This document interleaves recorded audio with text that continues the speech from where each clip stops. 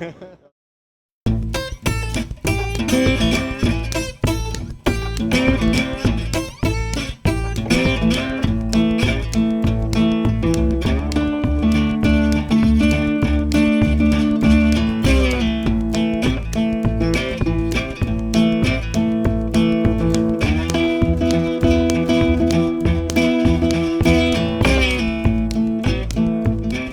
upload all the photos and I post them all, and I've been experimenting with a system that allows other people to tag them and then aggregate those using this is a little geeky, but WordPress's taxonomy system. So attached to every post or every attachment or anything inside of WordPress, not only can you attach categories and tags, there's actually the framework to geotag, to say this is a concept in here, to say this is a person in here, all these sorts of things. So I'm doing that on my blog. So you can go to a picture of you and click Robert Scoble, and it'll show you all the pictures of Robert Scoble, but as a person, not as a generic tag. And then so you kind of have a canonical representation of these different concepts. Because I think that, pure tags are nice for their convenience. Yeah. But for me as a geek, for my own sites, Facebook is using tagging a lot, right? The people tagging is fantastic. I love that. I'm sort of curious about, every picture of food that I have, or food porn or something like that. So you have these different concepts and then it breaks down. And I think it's useful having multiple types of tags, not just one global tag space. Interesting. So what's hot in 2.7? What are the top 5 things that people are going to talk about? A million features. So I'll just describe some common tasks that are a lot easier now. Like I said earlier already, you want to edit a comment, you double click on it. You can do that for most things inside of WordPress now. Edit a post, double click on it, change the categories. You could change the categories for 20 posts at once if you wanted. There's now a bulk edit. Let's say that the whole interface is customizable. So from the dashboard to the right page to everything. You can show and hide things, drag and drop things. In a table, you can show. So if I was a company, I could build a version of WordPress for Kodak, for instance, or for Microsoft. Absolutely, yeah. Well, the beautiful thing is, as a user, you can just hide all the stuff you don't use. In fact, one of the favorite things is that now on the right page, it's 2 columns, right? Just like it always has been. But if you wanted to, you could drag everything out of the right column, and it'll go to 1 column and go extra wide. So let's say you didn't have a lot of horizontal space on your monitor. You could fill up that whole thing. Another cool thing is now the menu system is now on the left, and you can, it's dynamic, so you can get to any place within WordPress with 1 or 2 clicks without having to reload the page. But there's a sort of Easter egg in it where if you click the arrow, it'll minimize to be icons only. So if you're a power user, you don't need to see the labels for everything. You can go to icons only, and it'll be pop-up menus. So it's literally only taking about this much, like 40 pixels on the left, and the rest of the screen is you, right? It's your writing, it's your categories, it's whatever. For .org users, there's a lot of cool stuff in there. For example, a common complaint is, and it's kind of a good complaint, but we release new versions too often. You don't realize this because you're on WordPress.com, where we release new versions 20 times a day. But on .org, every month or two, there's a new release. So upgrading is a pain. You got to check the compatibility. That's not all built in. Where there'll be a button. It depends a little bit on your host, but basically there's a button now. There's when WordPress 2.8 comes out. It'll say WordPress 2.8 is available. Click here. It'll check your plugins, say what's compatible or not, download the WordPress, install it, upgrade you, everything. It's just basically 1 click, as close as 1 click as we can get it. Very cool. And that's, well, the big thing there, and one of the things I've learned over the past year or two is that for most people, WordPress isn't a blogging tool. It's a platform, right? The average WordPress.org blog has 5 plugins installed, and it's a long-tail distribution. So if you have 5 people in a room that use WordPress, it's unlikely that any 2 of them use the same WordPress, because they all have a different set of plugins and everything. So as a platform, we need to do the same things that Mac did and Windows did and even Firefox did, which is having good core updates, good way to manage the add-ons and the software and the ecosystem around it, all of that. And to be honest, your old employer, Microsoft, is probably the best example in the past 30 years of a platform that has stood the test of time. Sure, a million mistakes along the way, et cetera, you can talk about it. But the end result was that they focused on developers and did a lot of things in the core, backwards compatibility, that I think were very, very smart. And so those aspects, those 2 in particular, backwards compatibility and just a maniacal focus on developers, are things that I've really internalized and, try to put as much as possible into WordPress. Yeah. What do you worry about? What do I worry about? Yeah. In terms of competition or economy or what?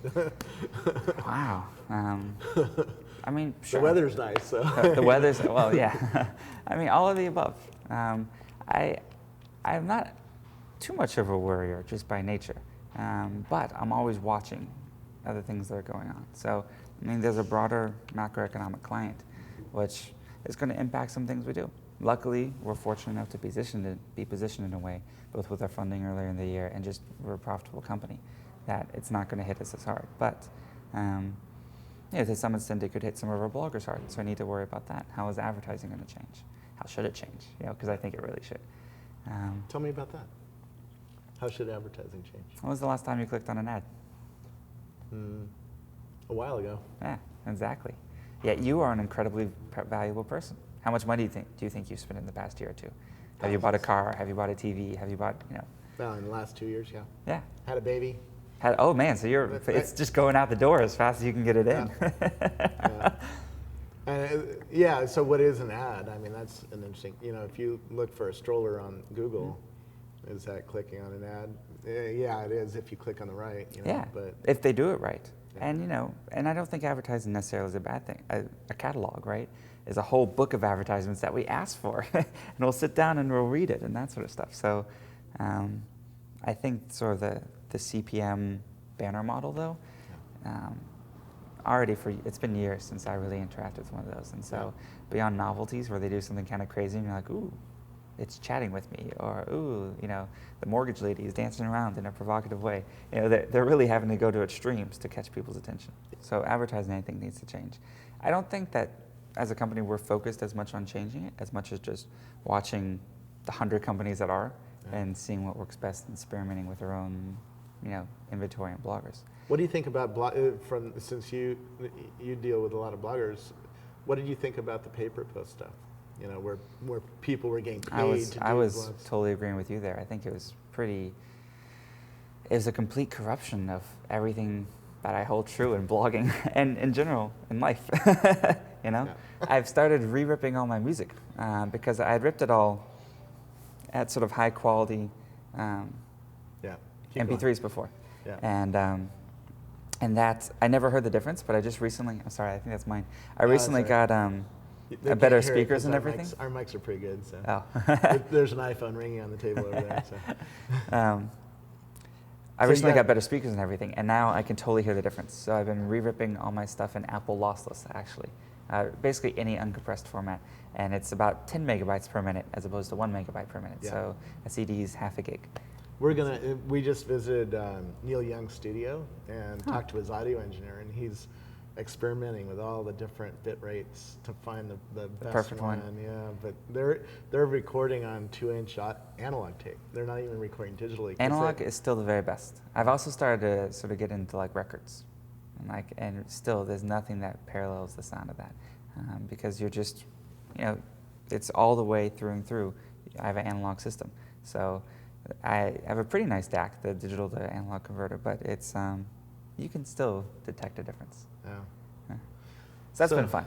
Other things worrying about, of course I'm watching all the other platforms. I watch you actually. I say, what's Scoville doing today?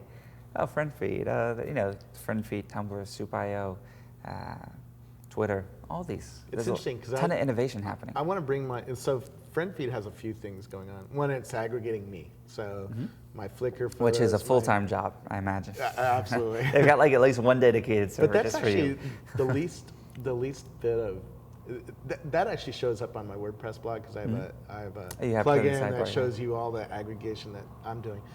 What's really interesting is I'm watching 3,800 people and I'm clicking on their best blogs or I'm seeing that somebody got a lot of likes, I'm commenting there, and the export or the feed of my likes and comments is really pretty interesting. High value stuff, right? It's like a magazine of really the best stuff around the web. You did that for a while in Google Reader, didn't you? Yeah. I remember that. Well, I'm still doing it on Google Reader, which comes in there as well. Huh. So, because Google Reader is, I find I like that experience for longer stuff, for more magazine quality articles. Like more than 140 characters? Yeah, friend feed will show you the headline, and then you'll still have to click over and watch it. Yep. I like the full text reading experience of going J, and reading a bunch. Have you ever been on like a normal website and pressed J? Yeah. Oh, I've got a feature you're gonna love. Comment moderation in WordPress now. You can do keyboard moderation. Is it J? So of course it's J. All right. Of course, yeah. So J, K, A to approve, S to spam. Just go through the comments really quickly. Very cool. There's weeks. You're messing with S though. S is share on Google Reader, so S. Oh yeah. You're gonna spam people. Yeah. It's okay. There's a button to undo. Okay. Anyway, so that export is really high value, and I want to mix it into my WordPress. You should. But I'm not sure how I want to do that, because if I mix in other people's stuff, I have to do it very carefully, right? Because if I'm taking, Tim O'Reilly's blogs this is something, and Arrington's blogs and Ohm's blogs and commenting on them, and they show up in this thing, I don't want them mixed in with my blog. You're actually a good person to ask this, because it's one of the UI issues I have with aggregation. So let's say you're subscribed to my blog, and currently you get my blog posts. If I started pulling in my Twitters and my Facebook messages and everything, my world, would you want that in my RSS feed? No. That's what I think. Yeah. And I'm not sure if we're going to have to make it an option or not, but I think it's more like a website experience than an RSS experience. Yeah. Because in theory, if you wanted that stuff, you could subscribe to my Flickr feed and to my Twitter feed and other things like that. And I do, in friend feed I do. Huh.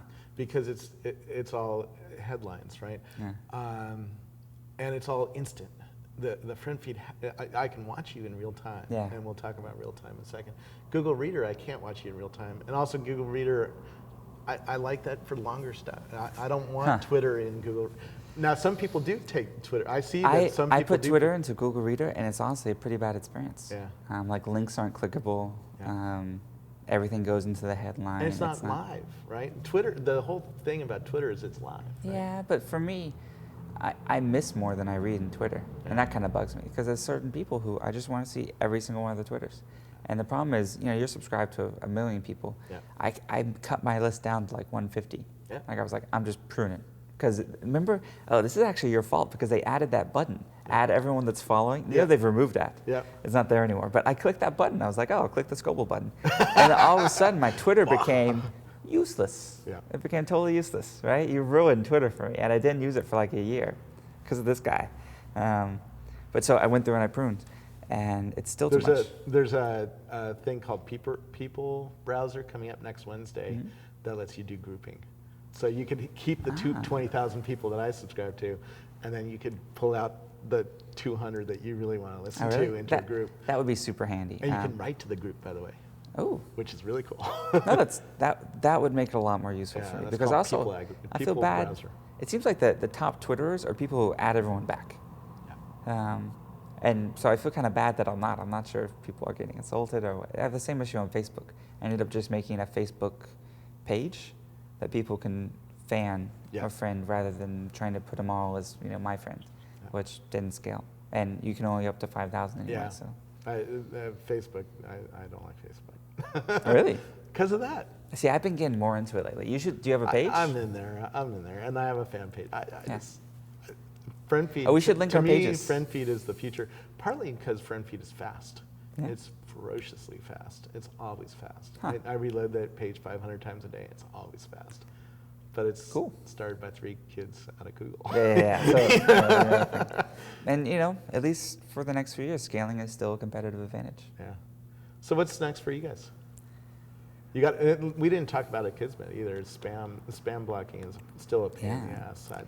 I'm still getting a lot of false positives on spam, so people are getting thrown into my spam folder, and I can't dig them out because I get literally, how many spams do you get a day? I get too many, I get tens of thousands. I don't know, thousands. So too many to dig through. Too many to dig through. It's not worth your time, right? Yeah. So we recently rolled out just a fun update to Akismet, which showed you your stats. So you should actually check it out. There's now a stats page. Not on WordPress.com yet. Sorry. But they'll show you your personal Akismet stats, how many are missed, how many are false positives, all those sorts of things. Partly just because people only notice Akismet when it doesn't work. So we wanted to say, hey, we're actually doing a lot. But concurrently, and we didn't talk about it, we rolled out a pretty major algorithm update. Really the first major one in maybe 3 years since it's launched. So you should start to see your false positive rates and everything like that. We've seen it globally go down in a non-trivial way. Okay. And we were already at a 99.9% effectiveness, but it's that last couple hundredths of a percent, which is really, really, really hard. Yeah. And that's really what we're focusing on there. I think when you start getting spammed is when your service has made it. And there is not a single Web 2.0 service that I have not seen as a carrier for spam yet. Yeah. You know, all the way from Google Pages to Google Notebook to Squidoo to, you know, all of these, they're being exploited. And it's anything that can show something on a web page that links to something else is going to be exploited at some point. Anything that talks to people is going to be exploited. I mean, you saw it with Twitter where they had all the fake followers and everything like that. It's just a numbers game. So. Well, you've been going around the world doing the WordPress camps, WordCamps, right? WordCamps. I think I've been to 19 or 20 so far this year. That's crazy. And it looks like next year, I won't be able to go to them all, but next year there's probably going to be 40 or 50, so about one a week someplace in the world. And what happens at these camps? Well, generally it varies a lot depending on the local culture. But generally they talk about sort of blogging, SEO, WordPress plugins, those types of things. And sometimes broader topics like social media in general, how to interact with Twitter and how to integrate that with your blog, photography tips or video tips.